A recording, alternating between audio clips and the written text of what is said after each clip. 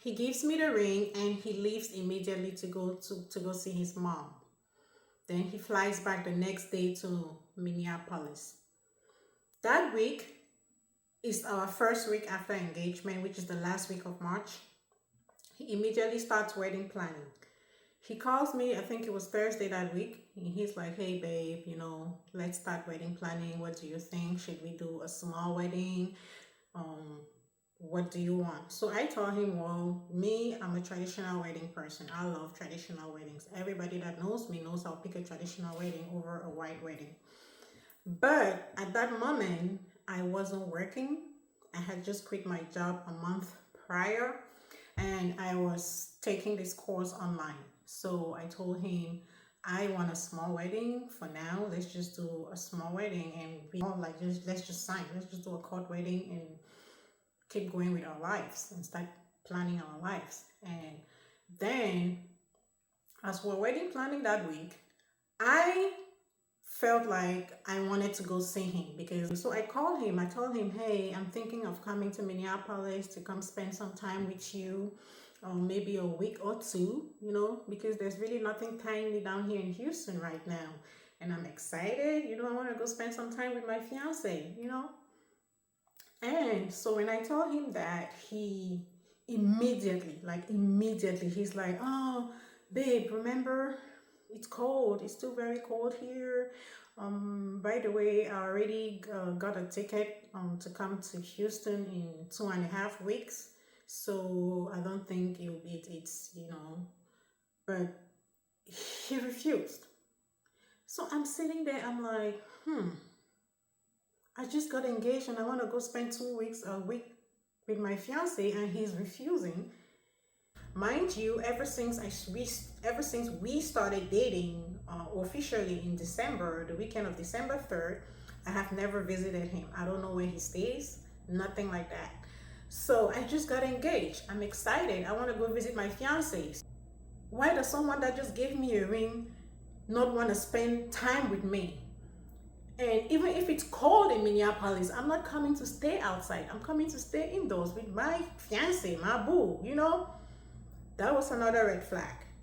And from that day, I started questioning a lot of things. I'm like, why doesn't he want me to visit? Like, what's wrong? And truth be told, we were on the phone every day. Literally every day from maybe 7 p.m. to 10 p.m. we were always talking. At least 2 hours every evening. What he does after he talks to me, I have no idea. So that was a red flag.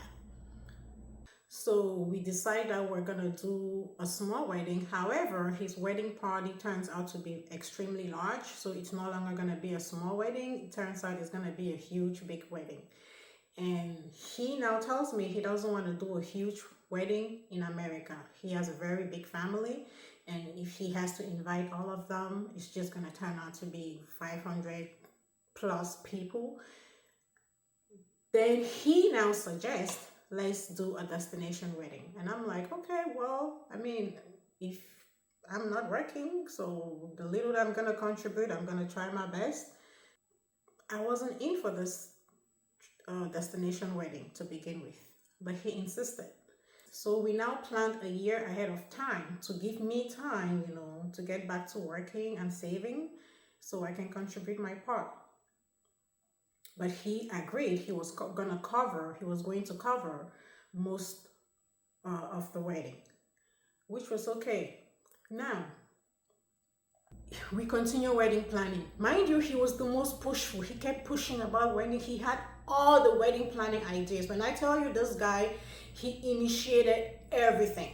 He told me, hey, I want us to have a website for our wedding. However, we can do a wedding website as long as the website has a password on it. I'm like, oh yeah, cool. I like for it to be private as well.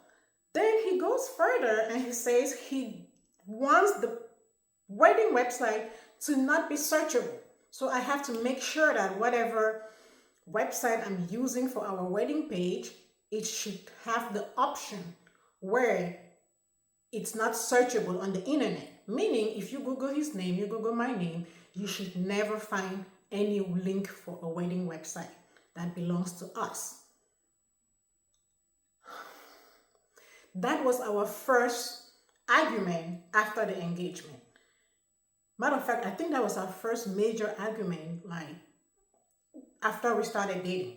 So I'm like, I don't understand. I understand our website having a password, yeah. So now I'm asking him, why don't you want our wedding website to be searchable on the internet? And he tells me, well, I'm a very private person. I don't want people in my business. I don't like the internet. I don't play around with the internet. I don't want people in my business. Anybody that has access to this wedding website must have the link. So you have to have the link, and when you have the link, you have to have the password. And I found it weird. So that was another red flag. But hey, I'm wedding planning. I'm excited. But we kind of went back and forth with that. And then he told me what he told me. That was a red flag. Like I said, this series is about all the red flags. That was a big red flag. He comes here on Friday the 19th. The engagement photo shoot was on April 21st, Sunday, April 21st. So when he comes that weekend, we get ready, we do the photo shoot. He was the one, literally, he was the master planner of the photo shoot. The outfits we wore, everything. The poses, let's pose over there, let's go take the picture over there. Like, he was very enthusiastic about everything. For a man, that is like, it's rare. It's rare to see men that are very excited about wedding planning. He was a rare germ. He was very excited about wedding planning. And also, one thing I noticed about him, he was very excited about showing me off to his family and to people, because everybody always said that they had never seen him with a woman. So he was excited. And even when he introduced me to his family members or some people, his friends, people would tell me in front of him, like, oh, we're so happy he's introducing us to a woman. We have never seen him with a woman. Yep.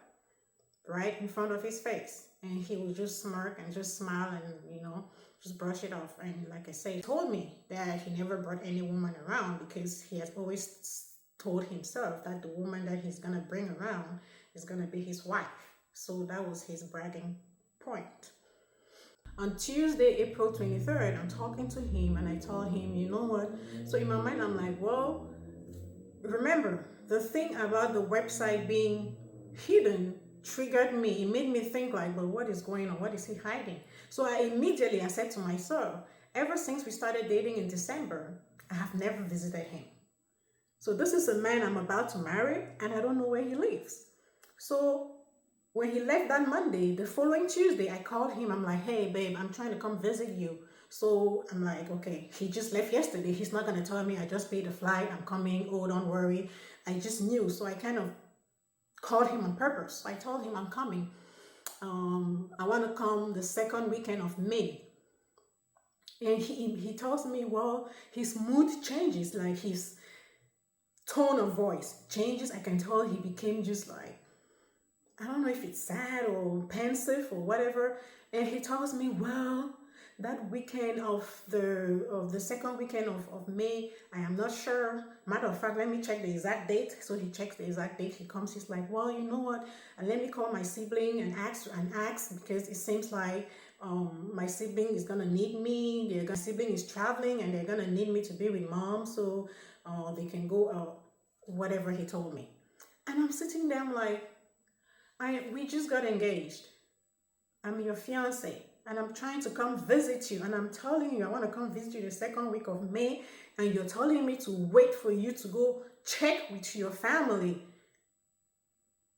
And come back to me and let me know if that weekend is going to be the right weekend for me to come to Minneapolis. And I'm like, why are you marrying a woman and you don't want her to come visit you? Seriously, because you just left yesterday. Today is Tuesday, the 22nd, and I'm telling you I'm coming to visit you, and you're telling me you want to check with your family first to see if they're going to need your services the second weekend of May. before you can come back and confirm with me if I should come visit you or not. That is crazy. I got mad. I literally told him this is BS. Like there's probably something he's hiding over there in Minneapolis, because ever since we started dating, each time I tell him that I want to come visit, he keeps giving me 1,000,001 excuses. It's cold, it's too cold, just wait for the summer. Oh, I already paid for my flight, I'm coming, you don't need to come. Oh, now this time around is you're telling me you want to check with your family. So I got pissed. I told him whatever he's hiding over there in Minneapolis, one day I'm going to find out, because this makes no sense. Why are you engaged to me? We're planning a wedding and you are the one at the forefront of this wedding planning. Every single thing so far has been your suggestion. You initiated wedding talks, you initiated wedding plannings, you initiated photo shoot, you've been initiating everything. When it comes to the wedding, you're enthusiastic, but when it comes to us, being a couple, being, intimate, it's a whole other story. So I was really mad. And we did not talk for like 2 days. Then, after that, we started talking again. But when we started talking, there was like this kind of, you know how there's just a rift, and you can tell there's a rift and things are not really flowing the way they used to flow before. And we're just talking, communicating. Then he tells me he's gonna come down south, to Texas, the week of May 21st. Mind you, the second weekend of May that I wanted to visit him, he ended up being in town and in Minneapolis, and he never went anywhere. He was in town. Then he tells me, oh, actually, when he spoke with his family, his sibling actually was gonna need him from the 21st, May 21st to the 25th, because they were going out of town. They were going out of town for work, so they wanted him to come. So he flies in to see his mom 2 hours away. He is there from the 21st, Monday the 21st, till Friday the 25th. On that Friday, we're talking, and so I'm like, so he's like, oh, I'm on my way to the airport. And I'm asking him, well, I thought when you were gonna take the bus to come to Houston. And he tells me, oh no, actually I'm not taking the bus. I am flying back to Minneapolis. And I'm like, well, I had just assumed that when you come over there, since you're just 2 hours away, you're gonna come see me before you go back to Minneapolis. And by the way, this is Memorial Day weekend. Memorial Day was the following Monday, the 27th. This is a holiday weekend. What are you flying back to go do in Minneapolis? He's like, well, I'm really sorry. We did not really communicate like that, but I had to go back. After we had the argument and you accused me of not wanting you to come visit me in Minneapolis and all of that, I wasn't sure if you really wanted to see me or not. So when I paid for my flight, I paid for my flight to return back to Minneapolis. I was pissed. I did not talk to him all weekend, like all that weekend, that entire weekend. And I just kept thinking, but what is wrong with this guy? So on this weekend was the weekend I wanted to break up with him so bad. But this is where society comes in. This is where pressure comes in. And this is where the age thing comes in, where I'm sitting, I'm thinking, I'm like, whew, okay. I'm not young. If I break up with this guy now, we're wedding planning. Like, we have already sent out our invitations. We sent out the invitations. Everybody's excited about the wedding, the family. It was just a lot going on, like the excitement everywhere, friends, family, but things were not beginning not to work. Things were beginning not to work between us. So I'm just sitting here, I'm like, okay, if I break up with him now, what am I gonna tell people? The engagement is canceled, the wedding is canceled. What am I gonna tell people? Oh, we don't get along because he came to see his mom and he did not come and see me? Or that the weekend of the engagement, when he came for the engagement photo shoot, it was April, he came April 19th to April 22nd. When he came that entire weekend, nothing happened between us, because when he came, I was having my period and I told him I'm having my period, and that was it. This guy never even initiated anything. He did not bother. He was living his. Matter of fact, I think that was the best weekend he had ever spent in Houston. Because he was not gonna be obliged to perform. I felt like that. So if I told people, oh, we're breaking up, is it because he's showing me that now that his family matters more than us? And which is okay. It's okay for your family to matter, but if you're getting ready to get married, you shouldn't tell your future wife that, oh, wait, let me go check with my family first to see if they're gonna need me before I can come confirm with you if we should make plans. This is somebody I'm planning to spend the rest of my life with. Yeah, that was a blow in the face. I wrote him a long list of my grievances. Like literally, I wrote him a long list of my grievances on Snapchat. Like I told him everything that I find wrong in our relationship. I'm gonna pop it up on the screen. I seriously wanted to break up with him that weekend, but because we were wedding planning, we were really deep into that. At this point, I was being led by pressure because the normal me would have broken up with him that weekend without even flinching. So Memorial Day comes, Monday passes. Then on Tuesday, he calls me. We're talking, and he's like, well, he apologizes. He's like, he's truly sorry. He sincerely didn't know that I wanted to see him after I got mad. And then he tells me, oh, by the way, I am planning to come next month, which is June. I'll let you know. He calls me a few days after and tells me, hey, I finally finalized my plans for travel to come down to Texas.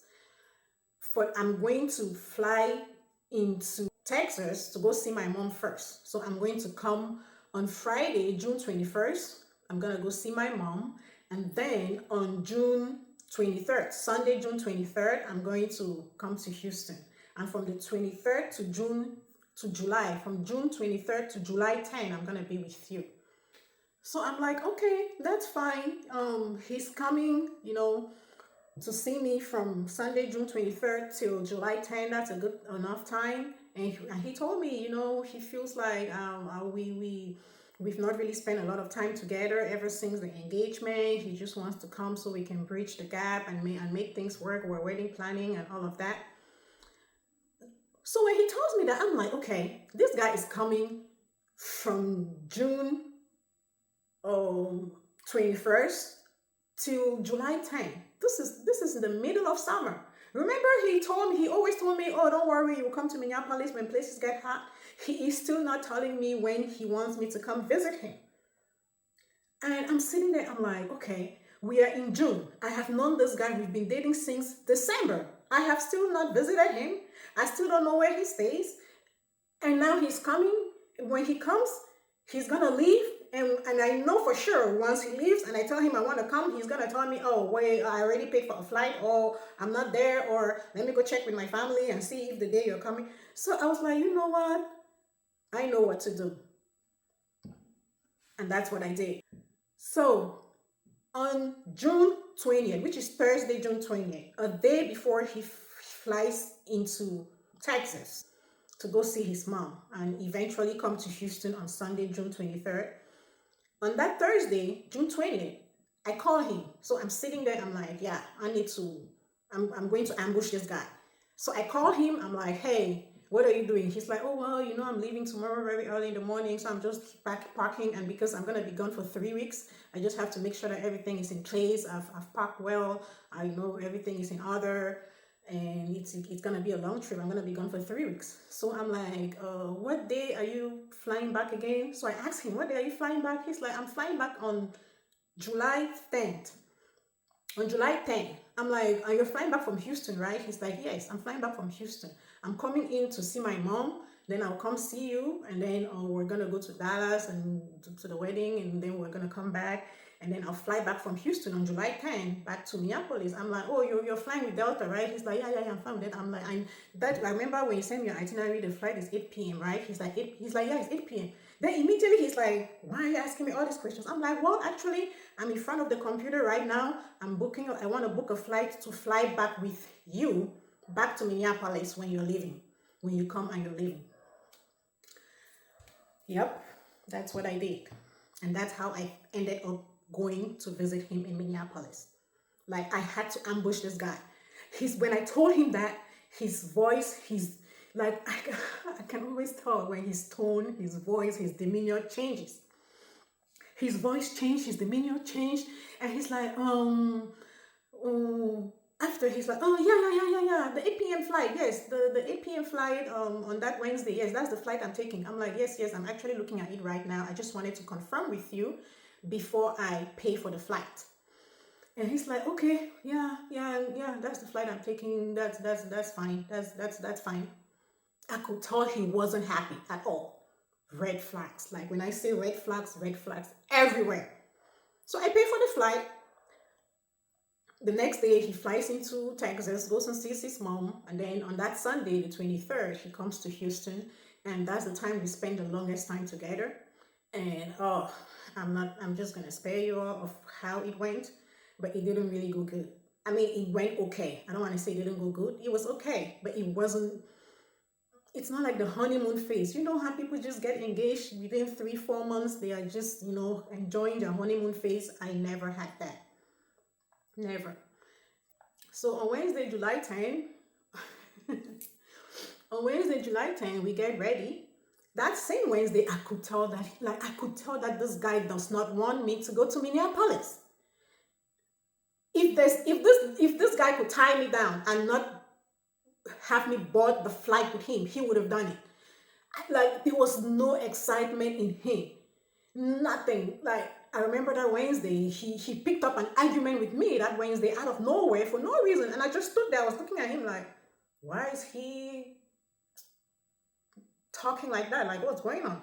And I kept quiet. I was like, oh, whatever. He was just not himself. He was not himself. But remember, he has to act. He has to keep acting, So we make it to Minneapolis the following Thursday, like at 1 a.m. in the morning. So I'm like, well, I'm here. What are we doing? What's going on? What's up? First of all, he tells me he has a sibling over there with him. He tells me, oh, my sibling is out of town. They travel, which is true. The sibling had traveled out of town for work.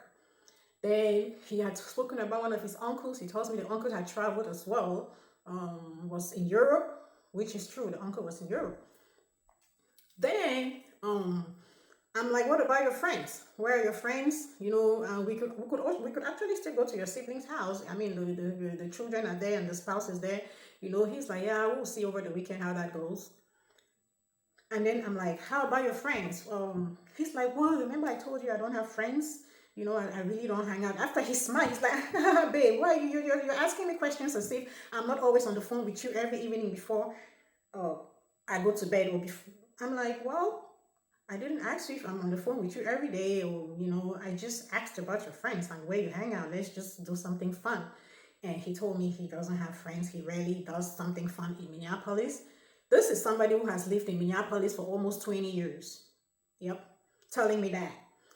And and I'm like, okay. Then he's like, remember I told you I don't have any friends except my best friend with whom I don't talk. And I'm like, yeah, talking about him. So you guys still don't talk? He's like, well, we don't talk and everything. And that was it. He didn't say anything else. So what we did in Minneapolis, we visited my relatives. I did not see any of his relatives. Then he tells me, babe, that's why I wanted you to let me plan this trip, because now you've come on a weekend where my people are not around. Then I'm like, yeah, it's not just your family. Where are your friends? Friends are family too. This is your city. You've been in this city for almost 20 years, But he insisted he had no friends that Thursday when he told me. God, he wasn't himself. I could tell that this guy was so uncomfortable having me around. I have never seen him this uncomfortable. Never. When I came to his house, I'm just like, I looked around.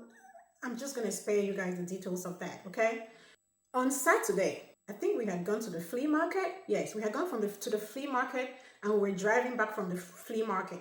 He was showing me around, and we're driving by. his phone rings. So I'm sitting in the car, his phone rings, and when the phone rang, I looked at him, and then he hesitated. When he hesitated, then I looked at him again, then he picked up the call. So the call now is speaking on the speaker, on the car speaker. And this person calls, I cannot remember the name, and they talk, and he's like, hey, buddy, what's up? Are you back in town? He's like, oh yeah, I'm in town, what's up? And then the person on the phone tells him, hey, are you down for poker? It was a game. It was a name that was like a game. I cannot remember exactly what he said, but it was like a game. He's like, are you down for poker tonight or something? For poker tonight? And he's like, well, oh no, I'm actually not down for poker, but I'll let you know. And he's like, okay, no problem. And then the guy tells him, let me know. And he hangs up the phone really fast. When he hangs up the call, I immediately looked at him, like literally, I was focused, like looking at him, like in my mind, I'm like, this guy just told me on Thursday. He just literally told me on Thursday that he doesn't have any friends, he doesn't hang out, and matter of fact, he even scolded at me and told me, why are you acting as if I'm not always on the phone with you every single night for at least 2 hours before I go to bed at 10, 11 p.m. But somebody calls you and it's telling you what's up. Are you down for poker tonight? What does that say? It means that's something they do regularly. So when he hung up the phone, I was literally staring at him like, and he could feel my stare because he was driving. I never asked the question, but he could feel my stare. So as soon as he hung up, he's like, oh, by the way, that's my buddy. His name is whatever his name is. He is, actually, he's into IT as well. He's married. He is married. His wife is a doctor, and his wife is the daughter of some ex-East African president. They've been in town here for a while. Yeah, they're good people.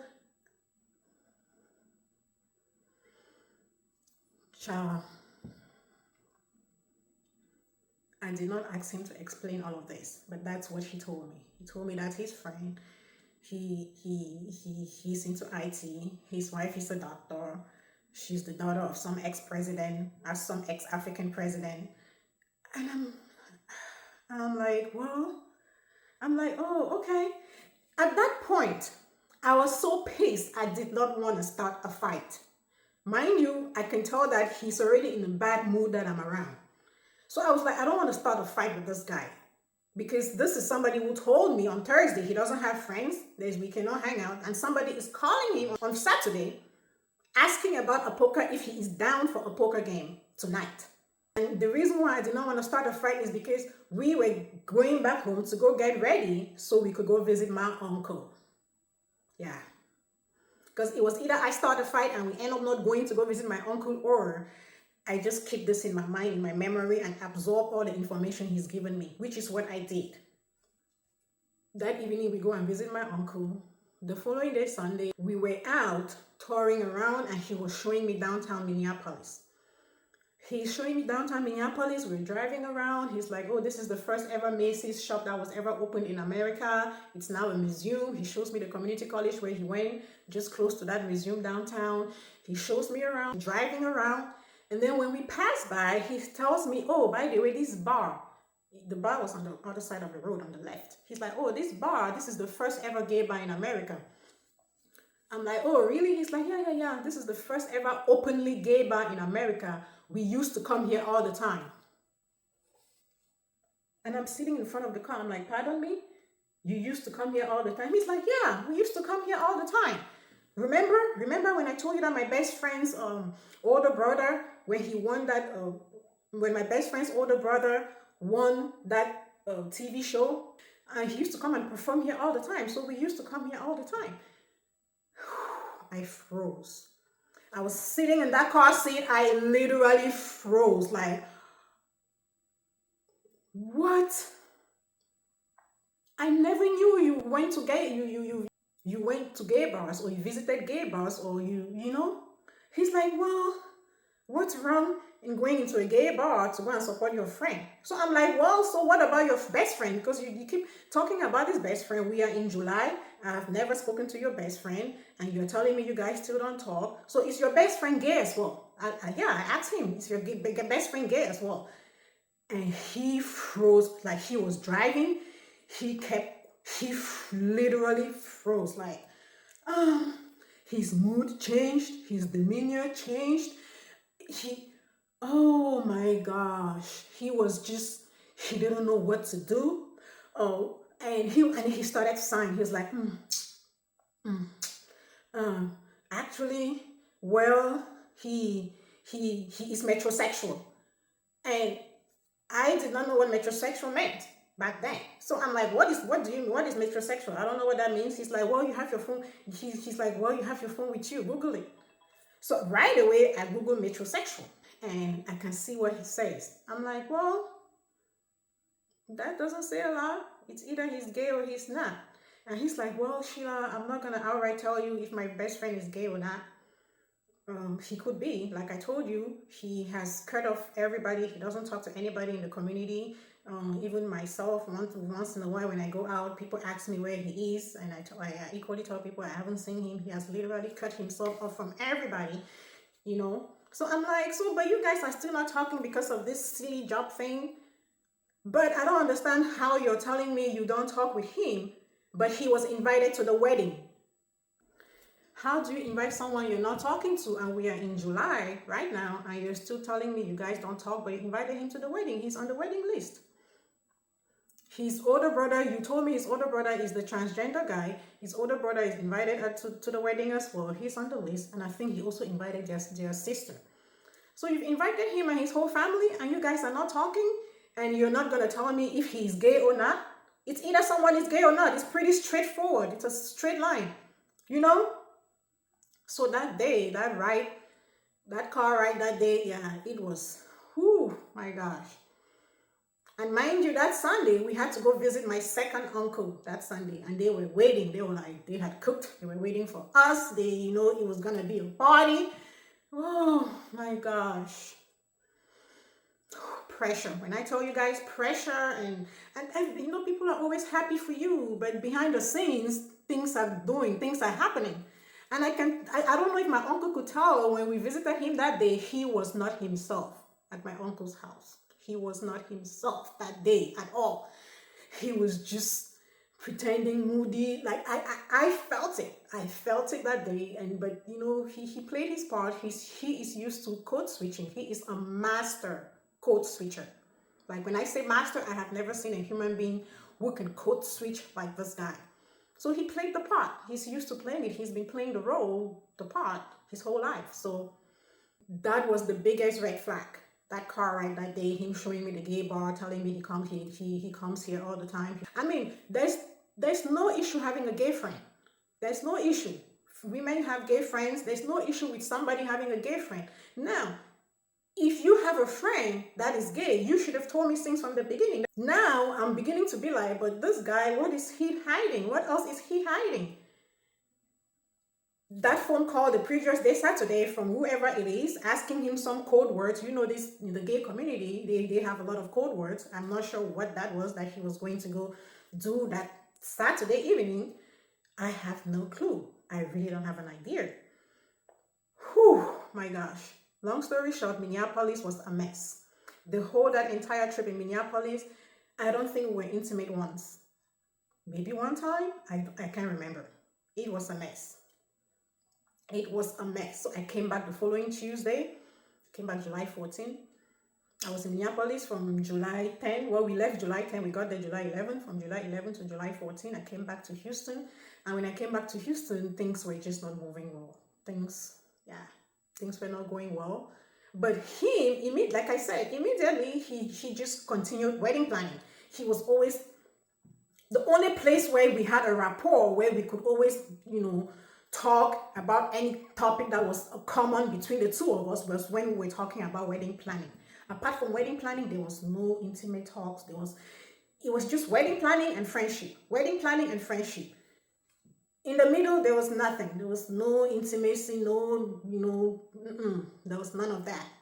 So when I came back, he could tell that I was very, very disappointed in a lot of things that, I discovered in Minneapolis. I kind of remained calm because I was like, you know what, I need to process this. I'm not that young. I'm not in my 20s. So if I know myself when I was in my 20s, I was very volatile. Like, yeah, I had zero patience. I'm in a period in my life where I am trying to develop patience. I'm trying to get all the angles before I make decisions, which is what made me just take things calmly. So I come back from Houston. We continue wedding planning. He immediately continued pushing wedding planning. Let's do this, let's do that. Then I, then he tells me, oh, his family wants to sew the ashrebi. So ashrebi is like where we all sew the same fabric. We choose a fabric and everybody sews the same cloth from that fabric. So when initially I had proposed that earlier when we started wedding planning, and he was like, no, he's not into that. He also had told me he doesn't want any groomsmen, which made me feel like, well, so I'm not gonna have bridesmaids. I'm like, okay, well, I'm fine with not having bridesmaids anyways. But if I'm not gonna have bridesmaids, I'm gonna have my girls wear the ashrabi fabric, you know? And he was fine with that. And I told him, yeah, my girls are definitely gonna wear ashrabi, so yeah, that's how it's gonna go. Now he tells me his family has decided that they're gonna sew ashrabi fabric, for the wedding. I'm like, okay, if that's the case, then I have to tell my family too that we have to sew ashrabi from our family. So we're planning all these things. Then I told him, hey, remember my friends are sewing their ashrabi as well. So it would be nice, in order for the wedding to be in harmony, for your friends to to have their own fabric so they can sew their own outfits. He started arguing with me when I thought, oh my gosh, I felt like I was planning a wedding with another woman. This guy was involved in the wedding right up to the centerpieces of the table. What color he wanted to know, what color I've chosen. He wants to know everything. Like he wanted to be involved in every single detail. Centerpiece, the color of the chairs, all the this, that. At that point, I'm like, so I told him, your friends have to sew their own ashrabi. He's like, no, I don't want my friends to sew the ashrabi. I'm like, well, think about it. Your family will have their own cloth, fabric. My family will have theirs. My friends will have theirs. Friends of the bride. The friends of the groom need to have theirs. Like, God was just telling me this is not going to work. Because that argument that day, we argued that day. And while we were arguing, that's when something clicked in me. I'm like, but why am I even arguing with this guy? We are not even compatible. It clicked. I literally snapped. I snapped during that argument. I'm like, in my mind, I'm like, we are not even compatible. Like, this thing has, ever since the engagement, matter of fact, ever since before the engagement even, this thing has not been working. This thing literally has not been working. So what is all this? What are we doing? So I told him, look, dude, I'm tired of arguing with you. Things are not working between us. We are not on the same page. And why should I convince you for you to have your friends sew and the same cloth, ashrabi cloth, for a wedding where my friends are sewing cloth, my family are, your family is, and you don't want your friend? He tells me, what? Why must I do what you're saying? By the way, well, don't you know that my friends and I are planning something? And I'm like, what do you mean, don't I know your friends and you're planning something with your friends? If you're planning something with your friends, then you should tell me. He's like, well, it was a surprise. He was going to surprise me. I'm like, we are planning a wedding. We are planning a wedding. What do you mean you were planning to surprise me with what? What were your friends planning to surprise me with on the wedding? Clothes? If I'm telling you sew ashrabi for your friends, if you already have something planned with your friends, just tell me, oh, babe, don't worry. I already have something planned with my friends. Oh my gosh. That argument that day, I snapped. I told him, look, we are not aligned. And I'm tired of arguing with you. There's so much going on as well. Like literally so much going on. And I need a break from this relationship. I told him that day. I said, I need a break from this relationship. It's time you leave me alone. I need to reflect on this. We need to think about this before we move forward. I told him that day. Yep, that was July 25, 2024. When I told him that day, he was like, well, okay. And I literally hung up the phone. Yeah, I did. I told him I need a break. We need to rethink this whole entire relationship. Yeah, that's what I told him. I said we need to rethink this whole entire relationship because something ain't right somewhere. Something absolutely ain't right somewhere. And I hung up the phone, and that was it. That's how we broke up. On August, I think 9 or 10 days after that, because this was July 25th, on August 3rd, he came to Houston. I was at work. He came in.